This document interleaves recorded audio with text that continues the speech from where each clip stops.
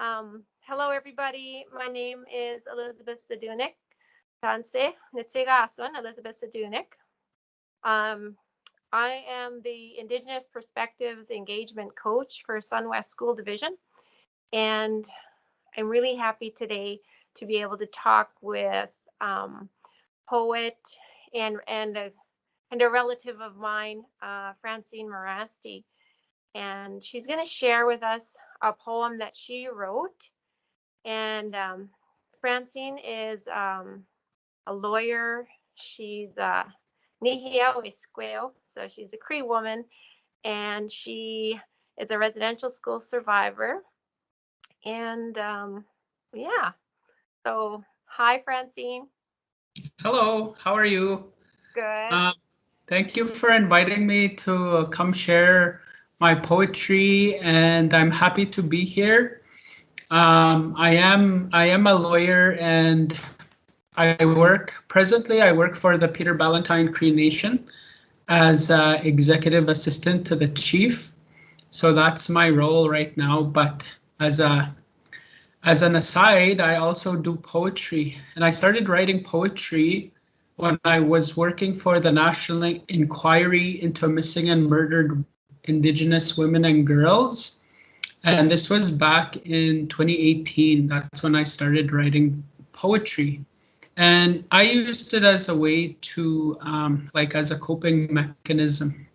Yeah. So, I'm from Pelican Narrows, and I have a big family. I have um, 6 brothers and 2 sisters, and that was, with my parents there. Between them, they had 11 children, and yeah. So I live in Saskatoon presently at the moment.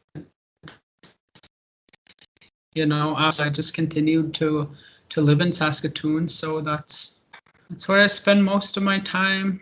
And my book Iskuti Wisku, it's called Iskuti Wisku, just came out in July of this year, so it hasn't been on the market for a long time yet, but I'm hoping to get the word out so that people could read more of the poetry that I wrote. And yeah, so is this kind of like an interview style, so you want to ask questions? Sure. Yeah. Do you have your Or book did you want there? me to read the poem first? Sure. Oh, so that's your book. Beautiful. Thank you. Yeah. Would you share with us that poem called Homebound, Francine?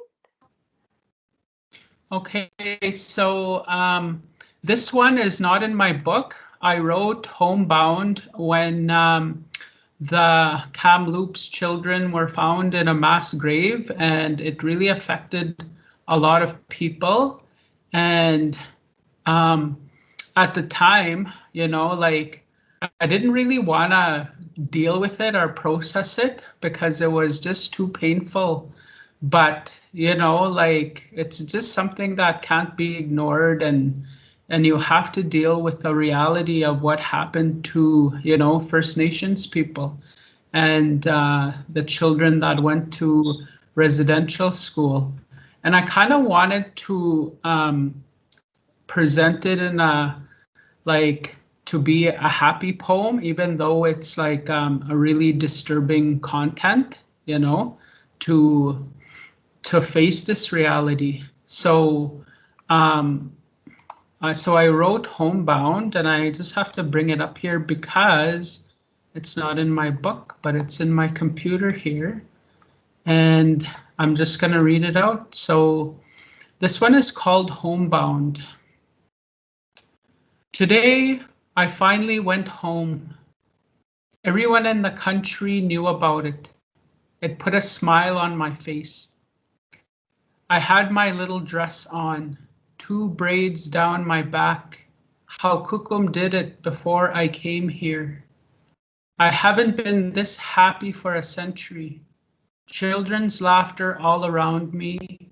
The sun was bright in the sky.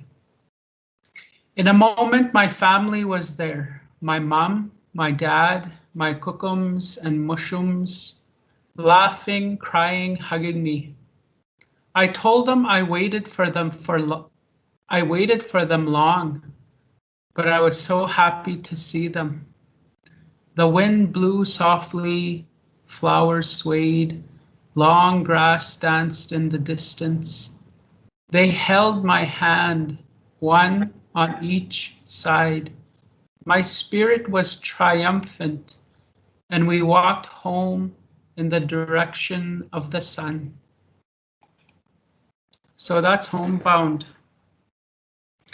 And I wrote that poem to reflect, the children were buried and now they were found and now they're going home to the spirit world, where where they should be. And part of it is also talking about my experience as a residential school survivor, because I was living at a residential school for 10 months out of a year, and it was a very lonely place, as a 7-year old, to not be with your parents or your family.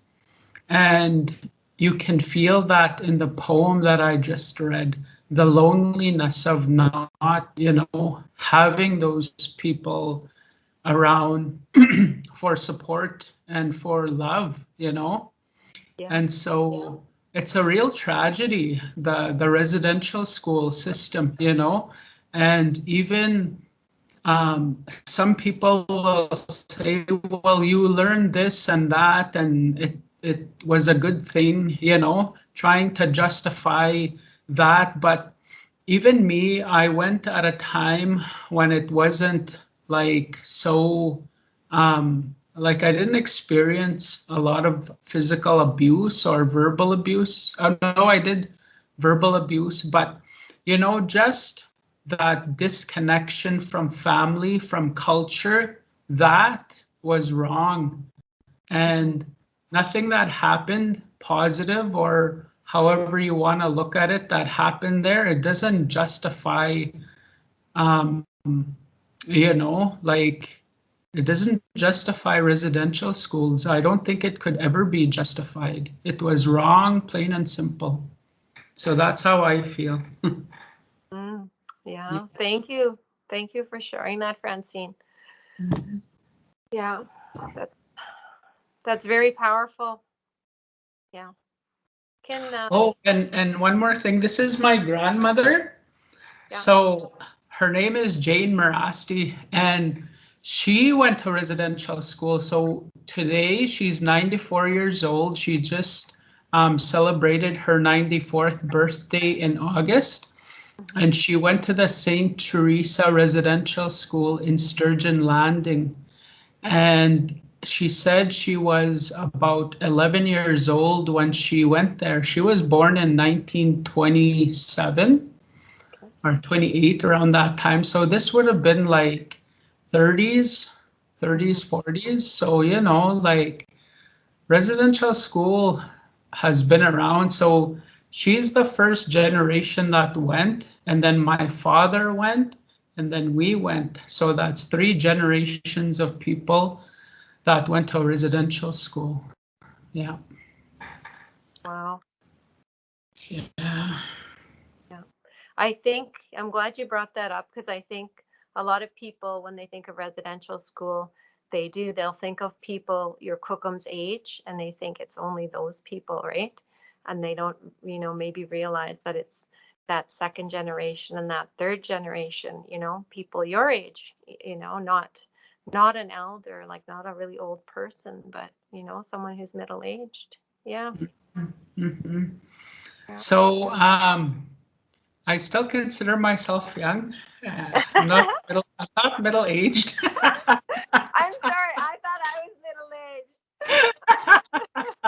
Well, we're about the same age. So, anyways, yeah. So, I went to the Prince Albert Indian Residential School. They called it the Prince Albert Indian Education Center the time I was there.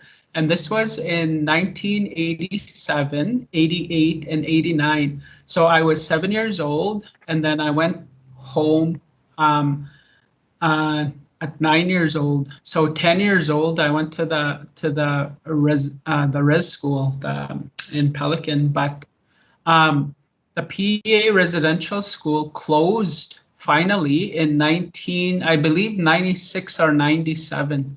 So that wasn't even long ago. That's No. like 25 years ago.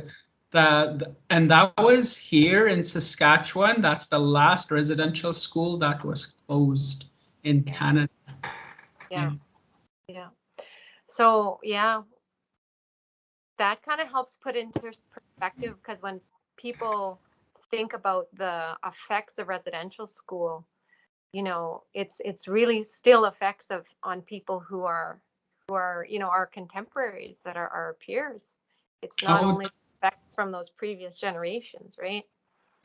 that's exactly right. You know, like my son is the first person that didn't attend residential school, you know, Mm-hmm. and I could see the intergenerational effects of the residential school, you know, like when I see when I was growing up, my father wasn't really an affectionate person. Like he didn't um I guess give like hugs and things like that, you Yeah. know. And my grandmother was like that as well. I don't know if it's like a generational thing or I don't know, but I didn't see a lot of like physical affection from that. And but my mother, who didn't attend residential school, like she was more in Cree, they call it